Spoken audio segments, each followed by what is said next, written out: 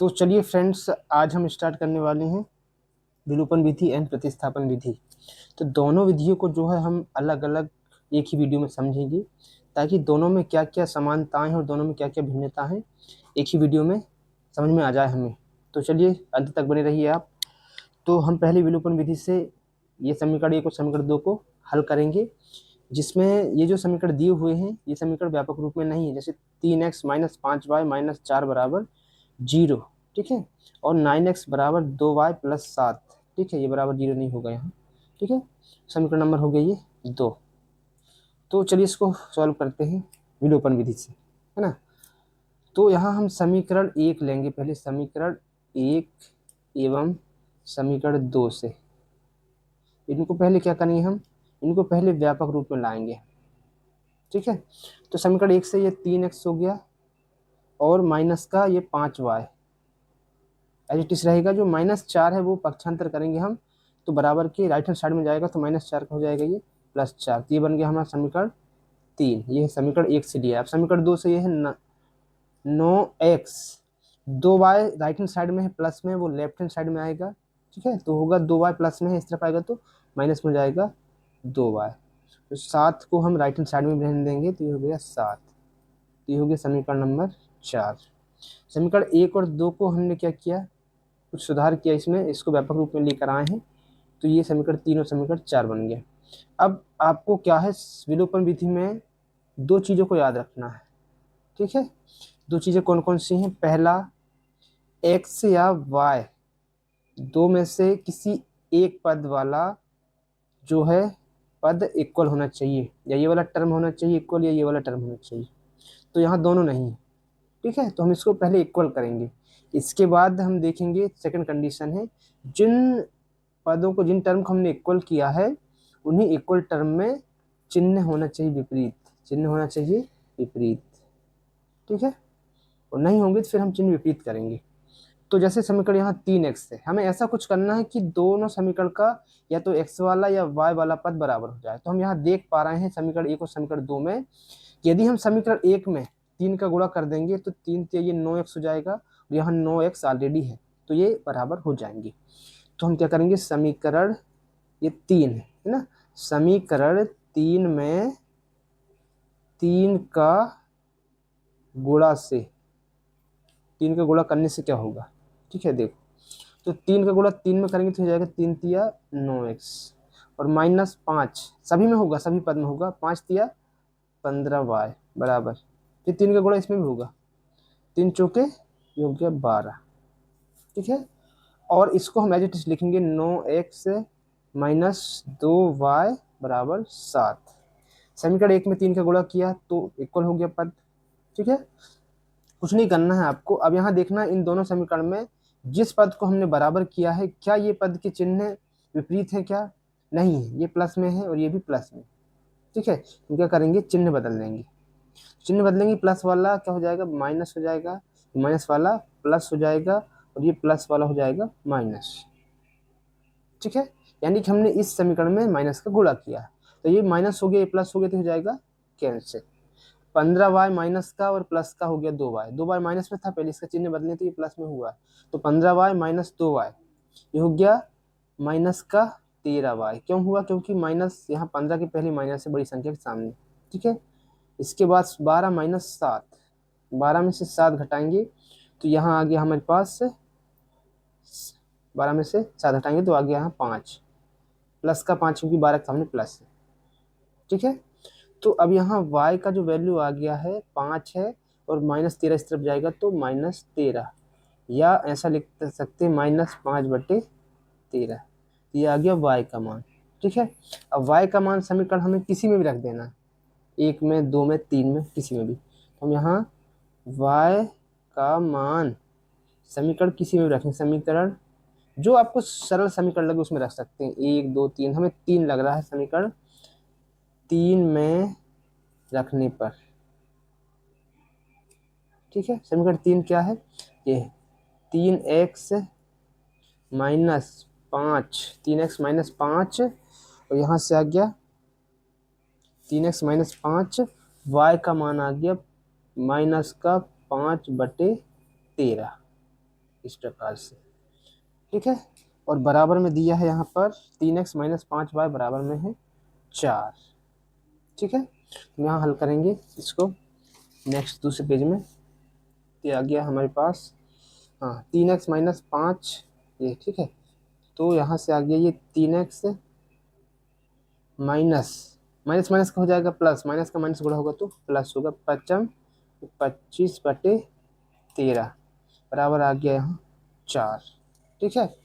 अब हमें क्या करना है, यहाँ से जो 3x है इसको लेफ्ट हैंड साइड में रखेंगे, बराबर 4 है, जो 25/13 इसको लेकर जाएंगे राइट हैंड साइड में, तो ये माइनस का हो जाएगा 25/13, ठीक है। इसके बाद जो है 3x सेम रहेगा यहाँ पर, 13 चौके हो जाएगा 52, माइनस का हो जाएगा 25 बटे में आ जाएगा 13 का 13, ठीक है। 3x आ गया यहाँ पर, 52 में से 25 माइनस करने की जाएगा 27 बटे आ जाएगा यहाँ पर 13, 3 यहाँ गुणा में इस तरफ जाएगा तो राइट साइड में भाग में चला जाएगा, x बराबर 27/13 और भाग में आ गया 3, 3 से कटेंगे 3 एकम 3, 3 9 27, तो x का मान आ गया यहाँ 9/13, ठीक है। और हमारा y का जो मान आया हुआ था, ये रहा y का मान, है ना, -5/13 y का मान था यहाँ माइनस का 5/13, ये हमने विलोपन विधि से हल किया है, ठीक है, विलोपन से हल किया इसको। तो अब हम स्टार्ट करेंगे प्रतिस्थापन विधि से, भी देख लेते हैं इसे कैसे हल किया जाता है प्रतिस्थापन विधि से। तो प्रतिस्थापन विधि में दिया हुआ है 3x + 4y = 10, ये समीकरण जो है पहले से ही व्यापक रूप में है, तो इसे हमें कुछ नहीं करना है, इसे डायरेक्ट हल करना है। तो इसको समझ लेते हैं कि जो प्रतिस्थापन विधि है उसको कैसे सॉल्व किया जाता है। हमें क्या करना है, समीकरण 1 लेना है और उससे x या y का मान निकालना है, सभी को प्रतिस्थापित करके। इस विधि का नाम प्रतिस्थापन रखा गया है क्योंकि यहाँ प्रतिस्थापित किया जाता है मान को, है ना। तो यहाँ हम लेंगे समीकरण 1, समीकरण 1 से हम किसी भी समीकरण को ले सकते हैं जो हमें सरल लगे, है ना।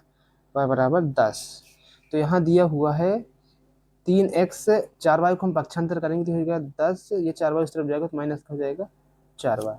अब यहाँ x बराबर 3 सभी के अपन में चला जाएगा बटे में, 10 माइनस 4y बटे में चला गया 3, ये बन गया समीकरण नंबर 3, जो किससे आया है, समीकरण 1 से आया है, 1 से आया है समीकरण 3, तो अब जो 3 आया इसको हम पुट करेंगे समीकरण 2 में, x का वैल्यू, ठीक है। तो यहाँ समीकरण, ठीक है, ये पार्ट अलग है प्रतिस्थापन विधि वाला। तो यहाँ से हम देख पा रहे हैं समीकरण 2 क्या है हमारे पास, समीकरण 2 में x बराबर 10 माइनस 4y बटे 3 रखने पर, ठीक है। तो समीकरण, तो यहाँ से समीकरण 2 क्या है, 2 और x का मान ये है 10 माइनस 4y बटे में आ गया 3, जी इस प्रकार से, ठीक है। और माइनस का है 2y बराबर 2 आ गया यहाँ। अब 2 का गुणा करेंगे यहाँ, तो 10 दूनी हो गया 20 माइनस 2 जो कि हो गया 8y, ये बटे में 3 का 3 आ गया, माइनस 2y बराबर आ गया 2, ठीक है। अब जो है इन सभी को हम क्या करेंगे, यहाँ एलसीएम ले लेंगे, एक है ना, तो ये हो गया 20 माइनस 8y माइनस 3 दूनी 6y बटे में आ गया 3 बराबर में यहाँ बच गया है 2। अब ये जो 20 है माइनस का यहाँ 8y माइनस 6y, ठीक है, ये 2y है, दो है यहाँ पर, यहाँ हो जाएगा 2 में, तो 3 दूनी हो जाएगा 6, ठीक है। तो यहाँ से जो है 20 लिखा हुआ है, माइनस माइनस माइनस का जोड़ेंगे, माइनस 8 और 6 हो गया 14, y बराबर 6। अब जो वेरिएबल वाले हैं चर वाले, इनको एक तरफ रखेंगे 14y माइनस का और बराबर 6, 20 उस तरफ जाएगा तो माइनस हो जाएगा यहाँ 20, ठीक है।